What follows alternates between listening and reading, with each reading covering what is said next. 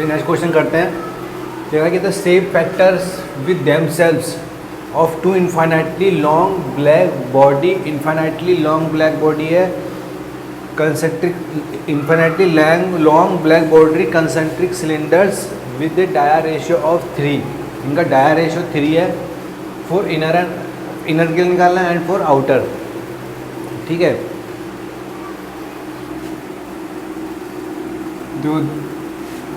To infinitely long black body concentric cylinders, concentric cylinder है। देखो एक सिलेंडर ये हो गया, ठीक है, ये आउटर सिलेंडर है, ये इनर सिलेंडर है।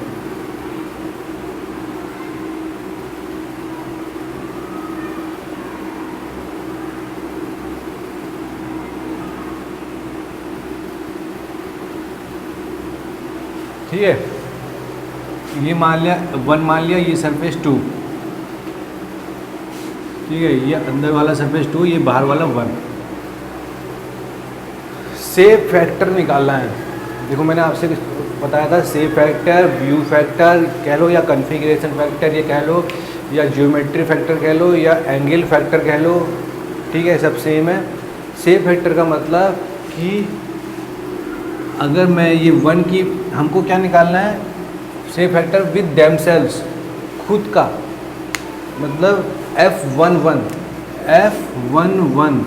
अगर मैं इस 1 की बात करूँ खुद विद देमसेल्व्स मतलब F11, और इसका F ये निकालना है F11 और F इस सरफेस 2 का F22।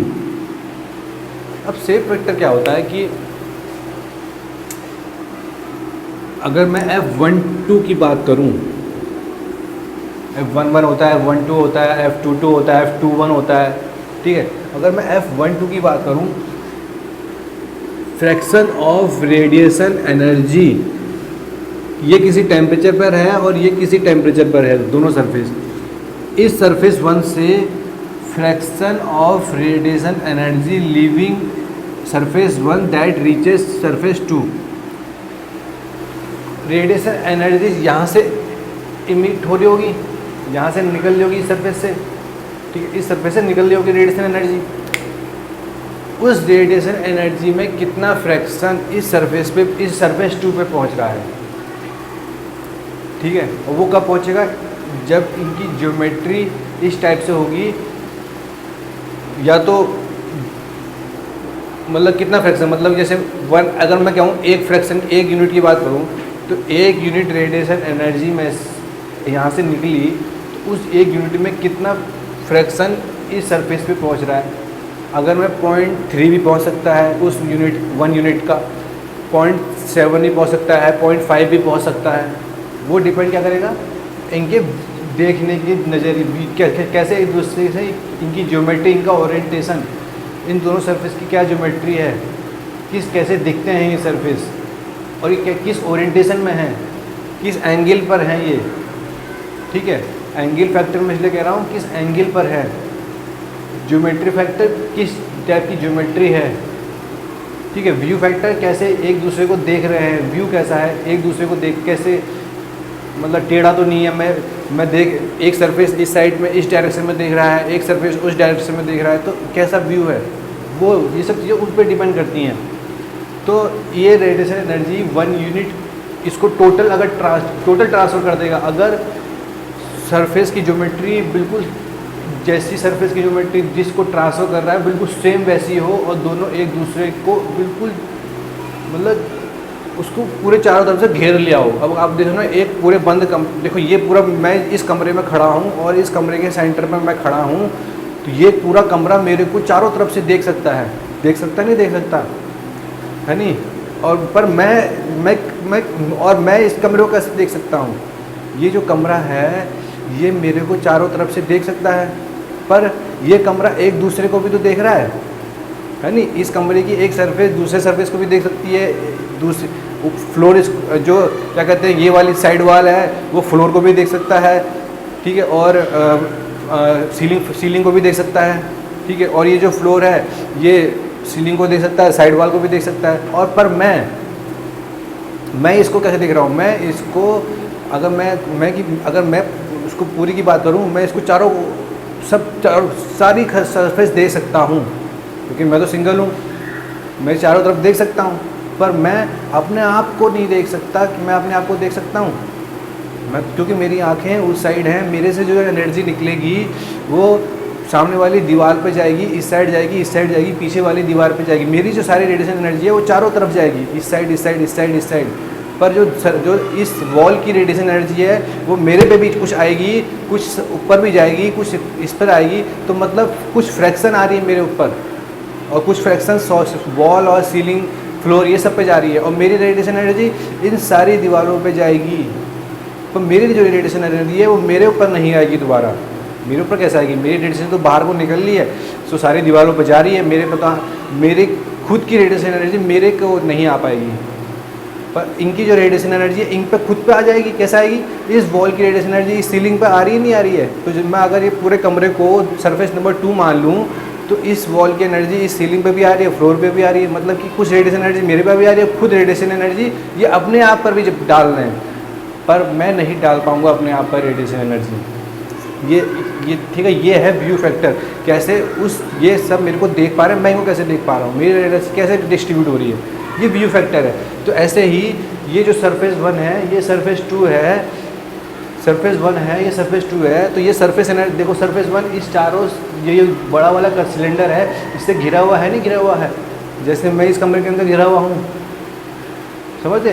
तो घिरा हुआ है, तो इस सरफेस 2 की कुछ रेडिएशन एनर्जी इस सरफेस 1 पे जाएगी और कुछ इसके पास भी जाएगी, ठीक है, कुछ इसके पास भी जाएगी।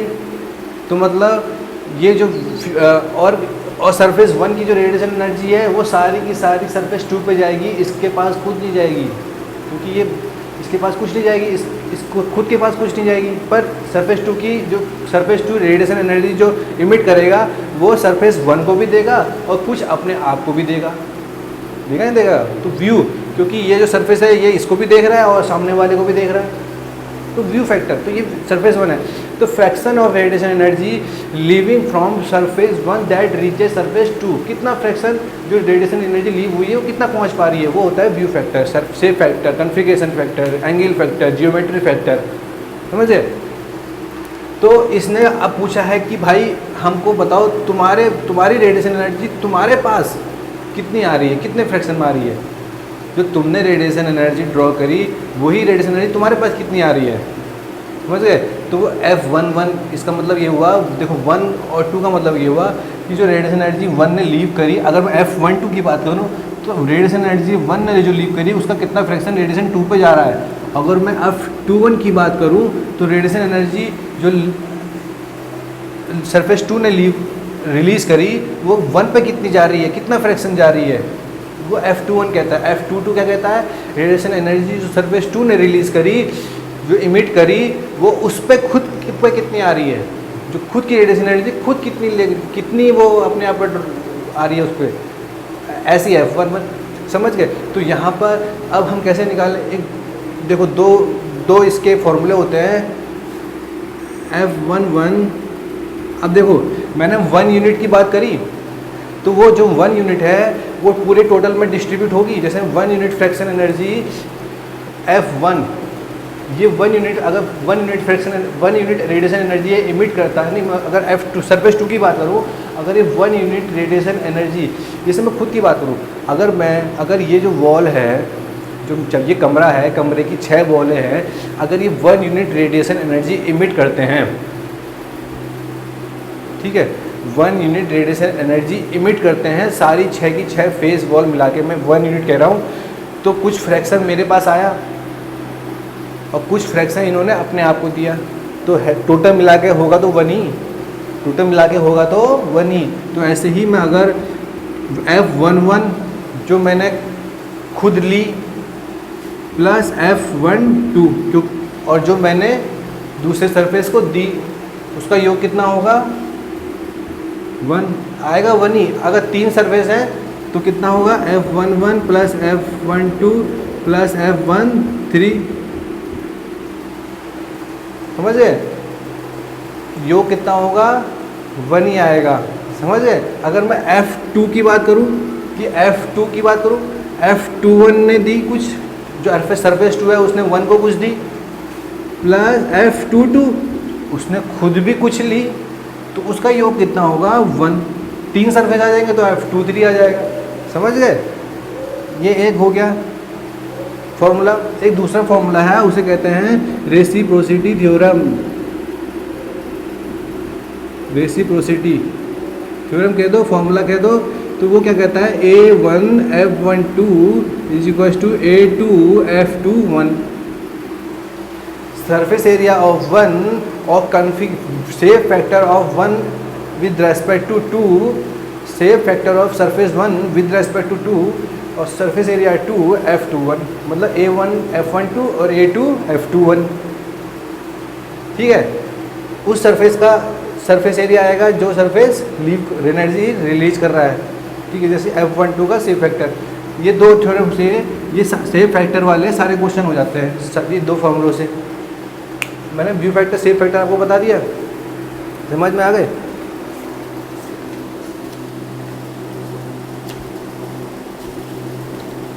ठीक है, अब ये वाला जो हम क्वेश्चन है ये क्वेश्चन करते हैं। अब ये क्वेश्चन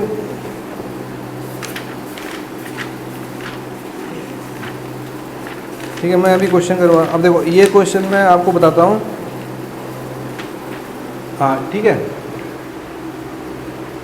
अब देखो ये पूछ रहा है F11 और F22 पूछ रहा है, F11 और F22 पूछ रहा है। अब भाई इसमें बताओ कि F11 कितना होगा। आप देखिए बता सकते हो, इसने भाई खुद कुछ ली, जो इसने रेडिएशन एनर्जी इमिट करी, मैं जो रेडिएशन एनर्जी रिलीज कर रहा हूँ वो मैं खुद ले पा रहा हूँ, वो दोबारा वो मेरे पास आ रही है। जो मैं खुद रेडिएशन एनर्जी इमिट कर रहा हूँ वो तो इन सारी बॉलों पे जा रही है। तो F11 की इसमें कितना हो गया 0। ठीक है, और अगर मैं F22 की बात करूं, F22 तो भाई जो सरफेस 2 है वो तो कुछ 1 को भी दे रहा है, कुछ अपने आप पर भी ले रहा है। तो वो कैसे निकलेगा? देखो F12 plus F11 is equal to 1 होता है। ये मैंने निकाला, तो यहाँ से F12 कितना आ गया, F11 0 है तो F12 कितना आ गया 1। ठीक है, F12 1 आ गया। देखो अब मुझे F22 निकालना। F22 कैसे निकलेगा? जब F21 plus F22 is equal to 1। F21 निकाल लूँगा तो F22 निकल जाएगा। F21 कैसे निकलेगा? F21 निकलेगा यहाँ से, कैसे? A1 F12 is equal to A2 F21। अब देखो F12 मेरे को पता है 1 है, तो F21 क्या होगा? A1 over A2, A1 over A2। Area, surface area, मैं क्रॉस सेक्शनल की बात नहीं कर रहा हूँ। देखो जो एनर्जी सरफेस एरिया पे तो रिलीज हो रही है सरफेस एरिया से। ठीक है, सरफेस, मेरा सरफेस एरिया और इन वॉलों का सरफेस एरिया से रिलीज हो रही है, क्रॉस सेक्शनल एरिया से तो रिलीज नहीं हो रही, सरफेस एरिया से हो रही है। तो ये कंसेंट्रिक सिलेंडर है, इनफाइनाइटली लॉन्ग कंसेंट्रिक सिलेंडर है। ठीक है, तो अब देखो, अब एक बात और यहाँ पर ये नोट कर लेना। देखो यहाँ पर क्या लिखा हुआ है, with themself two infinitely long black body concentric cylinder. Black body आ गई। आप कहोगे ना कि यार इससे पहले वाले क्वेश्चन में तो आपने F12 निकाला था, उसमें इमिसिविटी और वो सब भी चीज़ आई थी, उसमें ये सब चीज़ें तब आई थी जब इमिसिविटी इस सरफेस की अगर दी होती ना तो हम वैसे ही निकालते। अगर इमिसिविटी इन दोनों सरफेस की दी होती, तो ये ब्लैक बॉडी तो है नहीं। ठीक है, ब्लैक बॉडी तो है नहीं, ब्लैक बॉडी होती तो जो यहाँ, अगर ये ब्लैक बॉडी है तभी तो इतना इजीली हम निकाल पा रहे हैं। ब्लैक बॉडी के लिए इमिसिविटी का रोल आ जाता, क्योंकि अगर ये ब्लैक बॉडी है जो इसने रेडिएशन एनर्जी इमिट करी, वो ये सरफेस टू सारी की सारी एब्जॉर्ब कर लेगा, मतलब वापस रिटर्न में कुछ नहीं देगा। मैंने कहा ब्लैक बॉडी वो बॉडी होती है जो उसके ऊपर जितनी भी सारी रेडिएशन एनर्जी होती है किसी भी डायरेक्शन से आए, सारी वेवलेंथ की वो सारी की सारी एब्जॉर्ब कर लेता है। तो ये दोनों सरफेस ब्लैक बॉडी हैं, इस सरफेस 1 पर जितनी भी रेडिएशन एनर्जी पड़ी होगी वो सब एब्जॉर्ब कर लेगा, और इस सरफेस पे जो एनर्जी पड़ी होगी वो सारी एब्जॉर्ब कर लेगा। तो रिफ्लेक्ट होना, ट्रांसमिट होना, ये सब का कोई फंडा ही नहीं है, सारी एब्जॉर्ब कर लेगा। समझ गए? तो रिफ्लेक्ट तो होगी नहीं। अगर देखो, अगर ये ग्रे बॉडी कहता ना, तब इस केस में इमिसिविटी का रोल आता, इमिसिविटी का रोल क्यों आता? क्योंकि ग्रे बॉडी है, ग्रे बॉडी है तो क्या हुआ भाई, ग्रे बॉडी हुआ तो क्या हुआ, इमिसिविटी का कैसे रोल आता? देखो मैं एक चीज़ बताता हूँ, किरचॉफ लॉ, किरचॉफ साइंटिस्ट हुए, उन्होंने कहा द बॉडी वैन इज क्या कहते, बॉडी जब अगर किसी जो अपने सराउंडिंग के थर्मल इक्विलिब्रियम विद सराउंडिंग इस if a body attends it thermal equilibrium with its surrounding, its emissivity is equals to its absorptivity. Kirchhoff scientist हुए, उन्होंने कहा whenever a body is in thermal equilibrium with its surrounding, मतलब कि अपने जैसे मैं एक बॉडी हूँ और ये क्या कहते हैं दीवार है, वॉल है, अगर मैं इसके इक्विलिब्रियम में आ जाऊँ, थर्मल इक्विलिब्रियम में आ जाऊँ, मतलब कि मेरा टेम्परेचर और ये टेम्परेचर सेम हो जाए, मतलब आप सोचते हो कि इक्विलिब्रियम मतलब कि अब हीट का आदान प्रदान नहीं हो पा रहा है, जितना आदान प्रदान, मैं किसी ठंड वाली लोकेशन में जाऊंगा और वहाँ कुछ टाइम पहले शुरुआत में मुझे ठंड लगेगी, क्यों लगेगी? क्योंकि हीट का आदान प्रदान हो रहा है, गिव एंड टेक हो रहा है, तो किसी भी दूसरे एनवायरनमेंट में जाऊंगा तो आदान प्रदान होगा, तो वहाँ पर कुछ आपको अलग से फील होगा, ठीक है। तो फिर कुछ टाइम बाद वो आप थर्मल एक स्टेट आएगी इक्विलिब्रियम स्टेट, जो कहेंगे थर्मल इक्विलिब्रियम स्टेट, तब आपका हीट का आदान प्रदान बंद हो जाएगा, तो वो स्टेट हो जाएगी थर्मल इक्विलिब्रियम, ठीक है। तो जब भी कोई whenever A body is in thermal equilibrium with its surrounding के साथ अगर वो आ जाता है, तब देन इसकी एमिसिविटी इक्वल टू इस एब्जॉर्प्टिविटी, तो इमिसिविटी जो इक्वल हो जाती है फिर एब्जॉर्प्टिविटी के, किरचॉफ लॉ ने दिया। अब मैं आपको ये मैंने इससे पहले आपको बताया था alpha plus rho plus tau equals to 1। Black body के केस में सारी की सारी रेडिएशन एनर्जी एब्जॉर्ब कर रहा है, तो इसका मतलब ना उसमें कोई रिफ्लेक्टिविटी नहीं है, ट्रांसमिटिविटी नहीं है, जीरो, तो एब्जॉर्प्टिविटी कितनी हो गई 1, तो एब्जॉर्प्टिव 1 हो गई, तो इमिसिविटी कितनी हो गई 1, समझ गए। तो इमिसिविटी 1 हो गई, क्योंकि आइडियल बॉडी है, ब्लैक बॉडी है, तो यहाँ से इमिसिव 100% हो रहा है, जितना ब्लैक बॉडी इमिसिव कर पा रही है उतना इमिसिव, मतलब उसकी इमिसिव पावर 100% है, क्योंकि सारी की सारी एब्जॉर्ब भी कर ले रहा है, सारी की सारी एब्जॉर्ब।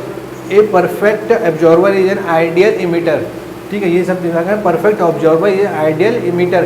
तो क्या होता है कि वो रेडिएशन एनर्जी आई, सारी की सारी उसने एब्जॉर्ब कर ली, समझ गए। और ये एप्सिलॉन 1 का मतलब कि जो ब्लैक, क्योंकि वो ब्लैक सरफेस ही है सारी एब्जॉर्बली पर। इमिसिविटी में क्या होता है, देखो अगर emissivity alpha equal to epsilon है, तो एप्सिलॉन अगर तो एप्सिलॉन है, इमिसिविटी किसी की 0.9 है, तो इसका मतलब इमिसिविटी 0.9 है, तो मतलब एब्जॉर्बिटी उसकी 0.9 है, ठीक है, क्योंकि अल्फा इक्वल टू एप्सिलॉन है, तो एब्जॉर्बिटी उसकी 0.9 है, तो एब्जॉर्बिटी उसकी 0.9 है, तो इसका मतलब उसमें कुछ रिफ्लेक्टिविटी भी है और ट्रांसमिटिविटी है।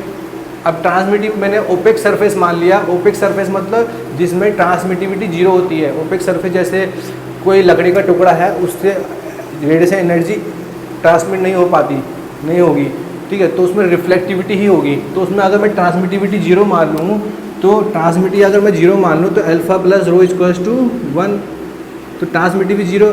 तो अगर अल्फ़ा की वैल्यू कुछ है, मान लो 0.9, तो रिफ्लेक्टिविटी कितनी हो गई 0.1। तो इसका मतलब कि यहाँ से जो रेडिएशन एनर्जी इमिट हो रही है वो 0.9 तो एब्जॉर्ब हो रही है, पर 0.1 यहाँ से रिफ्लेक्ट भी हो रही है। पर जो ये रिफ्लेक्ट एनर्जी ये द्वारा इस सरफेस पे जाएगी, इस सरफेस पे जाएगी, और इसकी कुछ इमिसिविटी होगी, मतलब इसकी भी कुछ इमिसिविटी होगी, तो वो भी उसमें भी कुछ, तो इसकी भी इमिसिविटी होगी, तो इसके भी कुछ रिफ्लेक्ट करेगा। तो उस केस में, जिस केस में इमिसिविटी डी होती है, तो वहाँ पर टोटल रेडिएशन एनर्जी सारी की सारी एब्जॉर्ब नहीं हो पाती, तो कुछ वो द्वारा रिफ्लेक्ट होती है। उस रिफ्लेक्ट की वजह से कुछ रेडिएशन एनर्जी वापस आती है।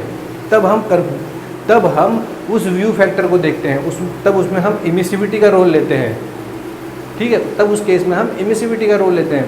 इस केस में ब्लैक सरफेस है, तो जितनी रेडिएशन आ रही है वो सारी एब्जॉर्ब कर रहा है, तो इसमें इमिसिविटी का कोई रोल नहीं, ठीक है। तो यहाँ से F21, A1, A2 देखो इसका सरफेस एरिया, मैं सरफेस एरिया की बात कर रहा हूँ क्योंकि मेरे सरफेस से एनर्जी इमिट हो रही है। सरफेस एरिया A1 का, देखो डाया का रेशियो 3 दे रखा है, मतलब बिगर डाया और आउटर इनर डाया, तो D2/D1 हमको 3 दे रखा है। तो मैं अगर सरफेस एरिया की बात करूँ तो सिलेंडर का सरफेस एरिया कितना होगा, πdl, तो πd1l divided by πd2l, l से क्या, पाई से पाई कट गया, तो हमको D2/D1 हमको दे रखा है, कितना दे रखा है 3, तो F21 कितना आ गया 1/3, F21 1/3 आ गया। ठीक है, अब मैं इसको यहाँ पर रख देता हूँ, तो F22 कितना आ गया 1 - 1/3 मतलब 2/3।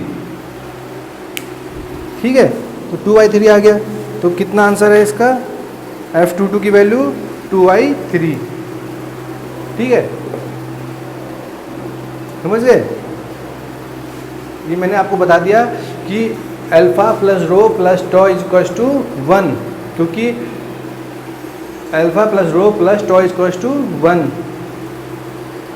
एब्जॉर्बिविटी, रिफ्लेक्टिविटी, ट्रांसमिटिविटी, क्योंकि अगर मैं एक यूनिट की बात करूं तो एक यूनिट में अगर 0.7 रिफ्लेक्टिविटी हुई है, 0.2 ट्रांसमिटिविटी हुई है, 0.1 एब्जॉर्बिविटी हुई है, तो उसका टोटल मिला के 1 होगा, नहीं होगा। तो ऐसे ही मैंने इसमें व्यू फैक्टर में भी होता है। ठीक है,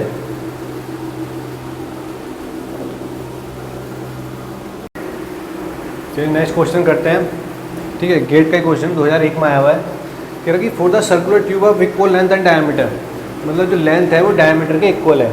ठीक है, length equal to diameter, shown in figure below view factor या शेप फैक्टर या कॉन्फ़िगरेशन फैक्टर या एंगल फैक्टर या ज्योमेट्री फैक्टर। F13 0.17, कितना, क्या मतलब है इसका F13 का? F13 का मतलब ये हुआ कि fraction of radiation energy leaving from that surface reaches surface two, मतलब कि अगर इस सरफेस 1 ने 1 यूनिट रेडिएशन एनर्जी रिलीज करी या इमिट करी, तो उसका 0.17 फैक्टर इस सरफेस 3 पे आया। 1 यूनिट रेडिएशन एनर्जी इमिट इस सरफेस ने करी, तो उसका 0.17 फैक्टर इस सरफेस 3 पे आया। तो F13 मतलब 0.17 का मतलब ये हुआ। ऐसे ही F12 भी होगा, F12 भी होगा कि उस 1 यूनिट रेडिएशन एनर्जी का कितना फैक्टर सरफेस 2 पर आया। सरफेस 3 जो है वो बॉटम पार्ट है सिलेंडर का, सरफेस 1 अपर पार्ट है सिलेंडर का। ठीक है, और सरफेस 2 है वो सरकमफ्रेंस पार्ट है ऑफ दैट सिलेंडर। ठीक है, तो व्यू फैक्टर ये होता है। अब आप यहाँ पर एक बताया मैंने इससे पहले वाले में, F11 plus F12 plus F13 equals to 1। हमको निकालना है द व्यू फैक्टर F12 हमको निकालना है। ठीक है, तो F12 हमको निकालना है, तो F12 क्या होगा कि इस 1 यूनिट रेडिएशन एनर्जी जो इस सरफेस 1 ने इमिट करी, उसका कितना पार्ट सरफेस 2 पे गया, कितना फ्रैक्शन सरफेस 2 पे गया, ये हमको निकालना है। समझ गए F12। तो F11 क्या होता है कि मैंने इस सरफेस ने जो रेडिएशन एनर्जी इमिट करी, उसका कितना पार्ट इस सरफेस 1 पे गया, कुछ जाएगा भाई। ये फ्लैट सरफेस है, ये फ्लैट सरफेस है, इस सरफेस से इसने जो भी रेडिएशन एनर्जी इमिट करी, कुछ इसके पास जाएगा, इस सरफेस के पास नहीं जाएगा, क्योंकि फ्लैट है। ठीक है, कुछ नहीं जाएगा, फ्लैट सरफेस है। किसी भी डायरेक्शन में भी अगर ये छोड़ेगा, इन ऑल पॉसिबल डायरेक्शन, कोई भी पार्ट इस पे नहीं मतलब आएगा। जो एनर्जी ये इस फ्लैट सरफेस पे इसने इस फ्लैट सरफेस से जो भी एनर्जी इमिट करेगा इन ऑल पॉसिबल डायरेक्शन, इस सरफेस पे तो ये पड़ेगा ही नहीं। इसकी रेडिएशन एनर्जी जो इसने इमिट करी वो कभी दूसरे सरफेस पे जाएगी। तो इस केस में F11 कितना हो गया, 0 हो गया। समझे। और यहाँ से हमको F12 निकालना है, तो F12 कितना हो गया, F1 माइनस F13, तो 1 माइनस 0.17 मतलब 0.83।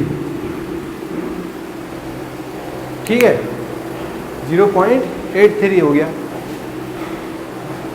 देखो ये ब्लैक बॉडी मानो ये इसमें क्योंकि इमिसिविटी नहीं दे रखी है, अगर इमिसिविटी दी होती तो मैं ऐसे थोड़ी निकाल लेता, तब इमिसिविटी भी काउंट होती, समझे? क्योंकि अगर जैसे इसकी सरफेस 1 की इमिसिविटी दी होती, सरफेस 2 की इमिसिविटी दी होती, तो यहाँ से जब ये सरफेस 1 रिलीज करता, कुछ इमिट करता है रेडिएशन एनर्जी, वो सारी की सारी सरफेस 2 एब्जॉर्ब तो नहीं कर लेता। ब्लैक बॉडी हमने इसमें माना है, तो हम मान के चलते हैं ब्लैक बॉडी मतलब कि उसने जितनी सरफेस 1 ने जितनी इमिट करी और इस पे 0.83 जो फ्रैक्शन इस सरफेस 2 पे आया, वो सारा का सारा इसने एब्जॉर्ब कर लिया, समझे? इसने दोबारा रिफ्लेक्ट नहीं किया, एब्जॉर्ब कर लिया। अगर रिफ्लेक्ट करता तो इसकी कुछ इमिसिविटी होती इस सरफेस की, तब उस केस में सेफ फैक्टर कुछ और निकल के आता, उस केस में हम इमिसिविटी भी काउंट करते हैं, ठीक है? तो यहाँ पर हम ब्लैक बॉडी मान के चल रहे हैं, ग्रे सरफेस मान के ब्लैक बॉडी मान के चल रहे हैं, और diffuse surface intensity of radiation is same in all direction मान के चल रहे हैं, ठीक है?